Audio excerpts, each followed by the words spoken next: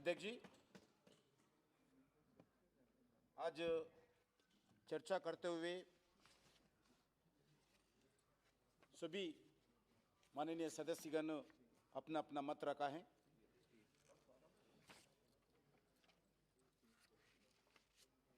Congress party से माननीय मनीष तिवारी जी, जसबीर गिल जी, BSP से दानिश अली जी नहीं है अभी, एसपी से जनाब एसटी हसन साहब, नेशनल कॉन्फ्रेंस से जनाब मसूद साहब, आप पार्टी से भगवंत मान, शिवसेना से आदरणीय विनायक राउत जी, वाईएसआर से चंद्रशेखर जी, मुस्लिम लीग से बशीर अहमद जी, एनसीपी से बहन सुप्रिया जी, भारतीय जनता पार्टी से बहन मीनाक्षी लेखी जी और विजेंद्र सिंह जी अपना अपना मत रखे हैं। आदरणीय सभाध्यक्ष जी, मैं फंडामेंटली आपसे एक क्लैरिटी देना चाहता हूं। दिल्ली यूनियन टेरिटरी है, ये समझना चाहिए सब लोग। ये लोग दूसरा स्टेट से कंपेयर कर रहे, ये गलत है। दिल्ली एक union territory with limited powers assembly के साथ है, दूसरा स्टेट के जैसे अधिकार नहीं है। इस संसद को है, अगर यूटी है तो इस संसद को भी कॉन्स्टिट्यूशन के आधार पर यूटी के ऊपर अधिकार रहते हैं। इसलिए सभी लोग बड़े बड़े शब्द यूज करके प्रजातंत्र का हत्या हो रहे, डिक्टेटरशिप हो रहे, ये बड़ा बड़ा राजनीतिक मैं बात में नहीं जाऊंगा, सिर्फ टेक्निकल, क्योंकि 1991 में यूटी बनाया गया कांग्रेस का सरकार में। जब बनाते समय आर्टिकल 239 ए और आर्टिकल 239 ए बी को कॉन्स्टिट्यूशन में जोड़ा गया, ये दो आर्टिकल। इस समय तत्कालीन गृह मंत्री आदरणीय एसबी चौहान साहब संसद में इसी बिल के संदर्भ में इसी संसद में वक्तव्य देते हुए गए कि विचारों को मैं कोट करना चाहूंगा आपका निमित्त से। वो बालकृष्णन कमेटी दिल्ली के एक यूटी के साथ साथ एक असेंबली बनाने के लिए कैसा रहना चाहिए, एक बालकृष्णन कमेटी का गठन किया जब कांग्रेस सरकार। वो बालकृष्ण कमेटी रिपोर्ट दिया है, उसका आधार पर दिल्ली को असेंबली दिया गया, मगर जनरल असेंबली नहीं है, यूनियन टेरिटरी के असेंबली दिया गया। जब वो कमेटी का गठन के बाद आदरणीय गृह मंत्री तत्कालीन गृह मंत्री एसबी चौहान जी जो स्टेटमेंट दिया है, मैं वो कोर्ट से बताना चाहता हूं। चौहान साहब ने कहा कि court, any arrangements that involves a constitutional division of function and responsibilities between the union and Delhi administration will be against national interest and should be ruled out, and therefore Delhi should continue to be a UT with the legislative assembly with appropriate powers. The subject of public order, police and land should be retained with the central government as they are matters of vital importance for which responsibility cannot be divided. माननीय अध्यक्ष महोदय, 1991 में तत्कालीन गृह मंत्री SB Chauhan जी के विचारों से यह पूर्ण रूप से स्पष्ट होता है कि उस समय काफी विचार विमर्श करके अलग अलग तर्कों को प्रस्तुत होने के बाद राष्ट्र हित में और दिल्ली के सुचारू प्रशासन के हित में दिल्ली को UT with legislative assembly with limited legislative powers हम नहीं दिया, कांग्रेस पार्टी ने दिया है, कांग्रेस पार्टी का सरकार ने दिया है, बनाने का निर्णय किया है। मगर क्या हुआ, 91 के बाद अभी तक ठीक तरह से चलता था, मगर कुछ दिन पहले से कुछ सालों से इस विषय पर कुछ लोग हाईकोर्ट गए, हम नहीं गए, भारत सरकार नहीं गए।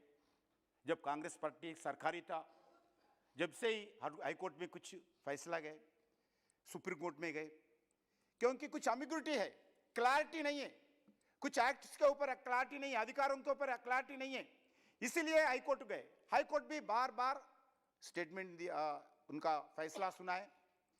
इसलिए मैं आपको बताना चाहता हूं अध्यक्ष जी, ये संविधान के आर्टिकल 239A तहत महामहिम राष्ट्रपति महोदय दिल्ली एडमिनिस्ट्रेटर को लेफ्टिनेंट गवर्नर तौर पर नियुक्त करते हैं। ये दिल्ली एडमिनिस्ट्रेटर को राष्ट्रपति नियुक्त करते हैं, ये जनरल गवर्नर नहीं है, ये एडमिनिस्ट्रेटर है। इसलिए एडमिनिस्ट्रेटर को डेली एक्टिविटी में एडमिनिस्ट्रेशन के संदर्भ में उनको अधिकार रहते हैं। हम नहीं दिया, वो कांग्रेस पार्टी सरकार ने दिया है, यह समझना चाहिए।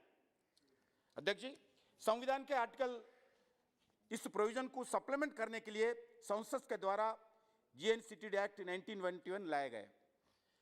इस एक्ट में दिल्ली की विधानसभा के कामकाज और लेफ्टिनेंट गवर्नर के मंत्रिपरिषद के कामकाज बारे में पूरा डिटेल बताया गया। हम नहीं बताया, पहले ही 1991 में ही बताए गए। उसमें कुछ क्लैरिटी देने के लिए प्रयास करें, मगर कोई किसका अधिकार, कोई प्रजातंत्र का हत्या, इसमें कोई कुछ भी पार्लियामेंट के द्वारा, आज इस अमेंडमेंट के द्वारा कुछ भी नहीं हो रहा है। गलत प्रचार नहीं करना चाहिए, यह गलत है।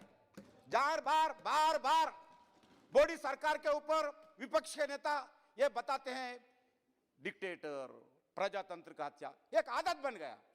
ये गलत है, ये आदत नहीं रहना चाहिए। अध्यक्ष जी, जीएनसीटी एक्ट 1991 सेक्शन 44 के दिए गए अधिकारों के तहत भारत राष्ट्रपति जी ने रूल्स 1993 और transaction business of GNCT rules में इश्यू किए, जिसके तहत बताया गया कि यदि लेफ्टिनेंट गवर्नर का मंत्रिपरिषद या किसी एक मंत्री का या किसी कोई अलग रहे तो क्या प्रक्रिया अपनाया जाने। अगर स्टेट गवर्नमेंट के मिनिस्ट्री जो दिल्ली में, अगर लेफ्टिनेंट गवर्नर हो, एडमिनिस्ट्रेटर हो, उसमें कोई अगर मतभेद है, उसमें भी क्लैरिटी है। पूरा अधिकार एडमिनिस्ट्रेटर को इस एक्ट में नहीं दिया है। 1991 का बता रहा हूं, कोई अधिकार नया छीन रहे नहीं, नया नहीं दे रहे किसको भी। स्टेट गवर्नमेंट से कोई अधिकार नहीं छीन रहे, कोई अधिकार, नया अधिकार एडमिनिस्ट्रेटर को और लेफ्टिनेंट गवर्नर को इस अमेंडमेंट के द्वारा नहीं दे रहे, मगर उसमें क्लैरिटी है। अगर कोई मतभेद है, मिनिस्ट्री और लेफ्टिनेंट गवर्नर को अगर मतभेद है, वो सीधा गवर्नर साहब ने राष्ट्रपति को भेज सकते हैं। इसमें उनका कोई अधिकार नहीं है, सिर्फ राष्ट्रपति को भेज सकते हैं। मगर कोई इमरजेंसी है, इमरजेंसी के अंदर राष्ट्रपति से उसका क्लैरिटी आने के लिए, सम्मति आने के लिए अगर देर हो सकते हैं, उस समय कुछ निर्णय ले सकते हैं, मगर जो भी है उनको राष्ट्रपति को भेज सकते हैं। उसमें क्लैरिटी 1991 में एक्ट है, ये नया नहीं है। अध्यक्ष जी, क्यों लगाया? अगर मंत्रिमंडल को और लेफ्टिनेंट गवर्नर को अगर कोई अधिकार नहीं है मंत्रिमंडल के ऊपर, ये क्लास कौन लगाया? हम नहीं लगाया। ये क्लास क्या लगाया? मंत्रिमंडल कोई निर्णय लिया, वो निर्णय के ऊपर अगर एडमिनिस्ट्रेटर और लेफ्टिनेंट गवर्नर को अगर मतभेद है, वो मतभेद को क्लैरिटी लेने के लिए, फाइनल निर्णय लेने के लिए राष्ट्रपति को भेजना चाहिए। ये निर्णय, ये आर्टिकल अंदर हम नहीं लगाया, ये पहले से है। वो क्लैरिटी एम्बिग्युइटी जो सुप्रीम कोर्ट में बताया, उसके विषय में मैं आ रहा हूं। और जब तक राष्ट्रपति जी निर्णय नहीं आते हैं, यदि लेफ्टिनेंट गवर्नर को लगता है कि विषय एक अर्जेंट नेचर है कि और उस पर उन्हें तुरंत कार्रवाई करने की आवश्यकता है, तो अपनी समझ के अनुसार जो जरूर निर्देश है वो आदेश तुरंत जारी कर सकते हैं। ये दिल्ली जो असेंबली है, जो जनता के विकास के विषय पर, डे टू डे एक्टिविटी के विषय पर, दिल्ली के जनता को इंफ्रास्ट्रक्चर के विषय पर, सोशल वेलफेयर एक्टिविटीज के विषय पर ज्यादा जिम्मेदारी रहते हैं। इसलिए उसमें कोई भारत सरकार को इस अमेंडमेंट के द्वारा एक अधिकार भी हम छीन रहे नहीं। ये आपके द्वारा, मैं संसद के द्वारा दिल्ली जनता को, भारत के जनता को मैं स्पष्ट करना चाहते हैं।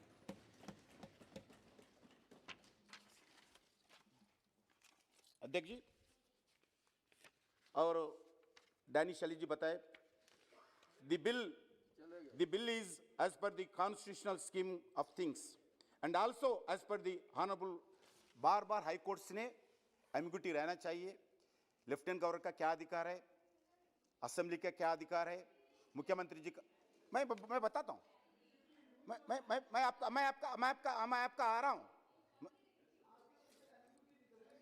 चाहते रहे होंगे हाँ, एम्बिग्यूटी को क्लैरिटी देना चाहते हैं। ठीक है। और दूसरा, सुप्रिया जी, आप जी आदरणीय, आप बताते अंडर आर्टिकल 239 ऑफ, मैं दक्षिण से आता हूं मगर हिंदी में बोल रहा हूं। ठीक है, ओके ओके, बोलिए, आप बोलिए। ठीक है, अच्छा बोल रहे हैं, बहुत अच्छा बोल रहे हैं। Under article 239 of constitution, LG is the administrator of the union territory. बहन जी, आपका जो क्वेश्चन है पूछना, under article 239 of constitution, LG is the administrator of the union territory. His position is different from the governor of other states. He has independent executive powers. He has the authority to refer matters where he disagrees with the elected government of the state to the president, whose decision is final as per the article 239 AA4. Ultimately, LG का, lieutenant governor का, administrator का final नहीं है, महामहिम राष्ट्रपति जी का अधिकार final होता है, इसमें कोई एम्बिग्यूटी आए तो। The honourable court has endorsed the above position. ये कोर्ट भी जो 99 में कांग्रेस पार्टी जो एक्ट बनाया उसको एंडोर्स भी किया है। Cooperative federalism, the bill promote the cooperative federalism and will improve the coordination with the GNCTD, consistent with its status as a UT. और अधिकार छीने गए, कुछ लोग बोले कोई अधिकार हम छीने नहीं, अधिकार में क्लैरिटी देना चाहते हैं। और दूसरा,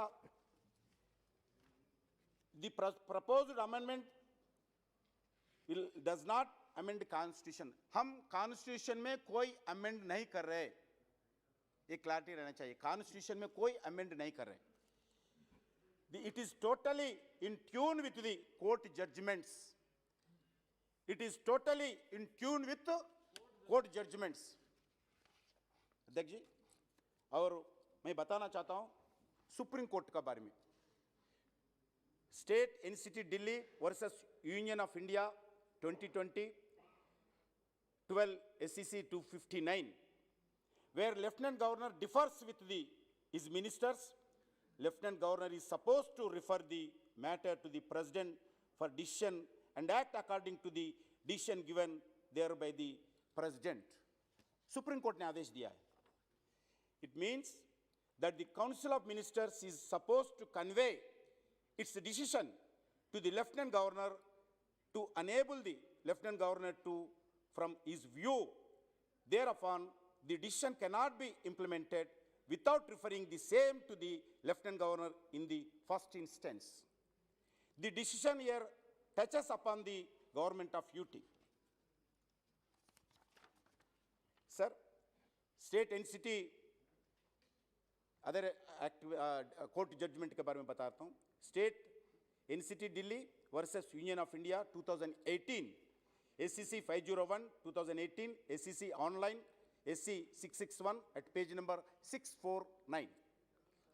Articles 239AA and 239AB read with the provisions of the GNCTD Act 1991 and corresponding 1993 TBR indicates that the Lieutenant Governor, being the administrative head, shall be kept informed with respect to the all decision taken by the Council of Ministers. जो निर्णय लेते हैं, हम इसमें आज भी amendment यही बताए, फिर एक बार एम्बिग्यूटी हटाने के लिए यही बताए, जो निर्णय मंत्रिपरिषद लेते हैं वो निर्णय लेफ्टिनेंट गवर्नर जी को समय समय पर बताना चाहिए। यही इसमें कोर्ट भी उसमें एंडोर्स किया है. It improves so as to kept him apprised in order to enable him to exercise the powers conferred upon him under Article 239 AA4 and proviso thereafter. Another judgment from State NCT Delhi versus Union of India 2018. The scheme as delineated by the 1991 Act and the 1993 rules clearly indicates that the Lieutenant Governor has to be kept informed all proposals, agendas, before meeting only agendas का बात करूँ मैं, proposals, agendas of a meeting and decisions taken. पहले ही बताना चाहिए, निर्णय लेने के बाद बताना चाहिए. ये हाईकोर्ट भी एंडोर्समेंट किया है. The communication of the decisions is necessary to enable the Lieutenant Governor to perform duties and obligations to the oversee the administration of GNCTD, and where he is of a different of opinion, he can make a reference to the President. उसमें भी बताया राज्य सरकार, cabinet, assembly कोई निर्णय लिया है, उसमें अगर एडमिनिस्ट्रेटर डिफर किया तो वो उस विषय पर महामहिम राष्ट्रपति को भेज सकते हैं. यह अधिकार सुप्रीम कोर्ट में भी, हाई कोर्ट में भी बार बार क्लैरिटी दिया है. दूसरा, the Delhi Netaji Subhash of technology bill 2015 के संदर्भ में भी स्टेट गवर्नमेंट ने इस जो अमेंडमेंट्स किया है वो अमेंडमेंट्स को एक्सेप्ट किया है. मेरे पास डिटेल्स है. दूसरा, आज देश में 3 तरह राज्यों का एडमिनिस्ट्रेटिव एंड लेजिस्लेटिव व्यवस्था है. हम सब समझना चाहिए. ये उत्तर प्रदेश और दिल्ली को संबंध नहीं है. उत्तर प्रदेश का सरकार अलग है, उनका अधिकार अलग है असेंबली का, दिल्ली का असेंबली का अधिकार अलग है. हरियाणा का असेंबली का अधिकार अलग है असेंबली का, दिल्ली का असेंबली का अधिकार है. Full fledged states, UP, MP, AP, HP जैसा अलग अलग दूसरा स्टेट्स है, उनका फुल फ्लेड्जेड स्टेट्स है देश में. दूसरा, यूनियन टेरिटरीज है, अंडमान, लक्षद्वीप, चंडीगढ़ एक्सेट्रा, वो अलग है. UT with legislative assembly with limited powers. 3 प्रांत है अभी एक दिल्ली है, दूसरा पांडिचेरी है, अभी नया बना है सो जम्मू कश्मीर भी है. ये 3 स्टेट्स है, UTs with legislative assembly with limited powers. हम पूरे देश में जो असेंबली चलते हैं उस विषय पर बात करते हुए प्रजातंत्र का हत्या हुआ, ये गलत है. उसका कुछ लिमिटेड पावर्स है, उस आधार पर ही सरकार चलना पड़ेगा. क्योंकि जो अधिकार, जो कॉन्स्टिट्यूशन इस असेंबली में यही संसद किया है, इस संसद का जो आदेश है, निर्णय है, जो एक्ट है, जो भी स्टेट है उसका पालन करना पड़ेगा. उसका पालन करना पड़ेगा. हम बात कर सकते हैं, भाषण दे सकते हैं, उसके आधार पर यह संसद का एक्ट नहीं बदल सकते. स्टेट का अधिकार अलग अलग है, यूनियन टेरिटरीज का अधिकार अलग अलग है, यूनियन टेरिटरीज विद असेंबलीज का अधिकार अलग अलग है. यह भी सब समझना चाहिए क्योंकि अपन पढ़े लिखे हैं, रेस्पेक्टेड ऑनरेबल मेंबर्स है. यह समझ के बोलना चाहिए. अगर हमें गलती है हम मानने को तैयार है, अगर बिना गलती से अगर गालियां दे तो हम सुनने वाले नहीं है. संविधान के अनुसार एनसीटी दिल्ली एक्ट 1991 अनुसार दिल्ली एक union territory with legislator with limited powers का एक स्टेट है. ऑनरेबल कोर्ट ने सभी अपने निर्णयों में यह स्पष्ट किया है कि दिल्ली एक यूनियन टेरिटरी है. इस अमेंडमेंट का उद्देश्य सिर्फ उत्पन्न हुई अस्पष्टताओं को हटाने के लिए. यहां सभी प्रस्तावित संशोधन कोर्ट के द्वारा दिए गए निर्णयों के अनुरूप है, कोई गलत नहीं. इसी से दिल्ली की लोगों का भला होगा और प्रशासनिक व्यवस्था बेहतर होगी. The proposed amendment in Act shall create a sound governance mechanism in the NCT of Delhi, which will be improve equity and inclusiveness. And the amendments proposed will lead to transparency and clarity in governments in the NCT of Delhi and thus enhance public accountability. अध्यक्ष जी, GNCT act 1990 के संसद के द्वारा बनाया गया था।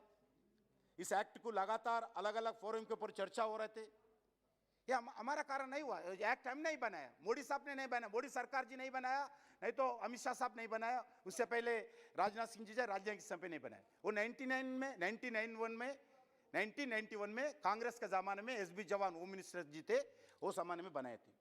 जेएनसीटीसी act के बारे में हानबुल दिल्ली हाई कोर्ट में, हानबुल सुप्रीम कोर्ट में केसेस फाइल हुआ, अनेक बार में कोर्ट में सुनाई हुई। हानबुल हाई कोर्ट ने और हानबुल सुप्रीम कोर्ट ने जेएनसीसी एक्ट के बारे में जजमेंट सुनवाई। पार्लियामेंट ने एक्ट बनाने के बाद बार बार, पार्लियामेंट एक्ट बनाने के बाद बार बार इस एक्ट के बारे में अलग अलग फोरम में अलग अलग तरह चर्चा हो रहा था।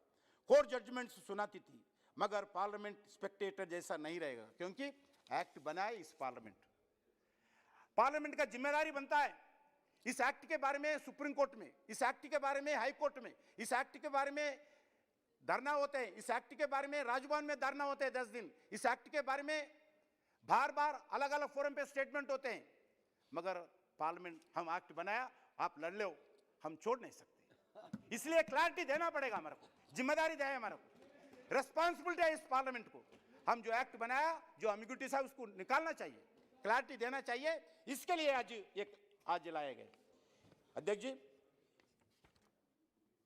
अमेंडमेंट का प्रमुख लक्ष्य है एनसीटी दिल्ली एक्ट 1991 के द्वारा जो एम्बिग्यूटीज है, इंटरप्रिटेशंस है, दिक्कत आ रही है, उसको दूर करना, ड्यूटी और रेस्पॉन्सिबिलिटीज पर मोर क्लैरिटी देना, कन्फ्लिक्टिंग एंड अंडरस्टैंडिंग पर समाधान लाना, मिसअंडरस्टैंडिंग से दूर करना, मोर क्लैरिटी के साथ एडमिनिस्ट्रेशन एंड रजिस्ट्रेशन अपने अपने जिम्मेदारी निभाना, कंफ्यूजन से क्लैरिफिकेशन लाना, ये मोदी सरकार का काम है। केजरीवाल के कंफ्यूजन दूर करना। अध्यक्ष जी, इसीलिए इसमें कोई राजनीतिक दृष्टिकोण से कुछ भी नहीं है, सिर्फ टेक्निकल ग्राउंड्स पे हम आज इस अमेंडमेंट से लाए। इसके लिए मैं सभी आपके द्वारा सभी माननीय सदस्यों से अनुरोध करता हूं, इसमें फिर एक बार बता रहा हूं, कोई राजनीतिक दृष्टिकोण से नहीं लाए। बहुत सालों से इस विषय पर सुप्रीम कोर्ट में, हाई कोर्ट में चर्चा हो रहे, इसलिए सुनवाई चाहिए। इसलिए मैं आप लोगों से अनुरोध करना चाहता हूं, यूनानिमसली इस अमेंडमेंट्स को पास करने के लिए मैं अनुरोध करता हूं। धन्यवाद। प्रश्न यह है कि विधेयक पर विचार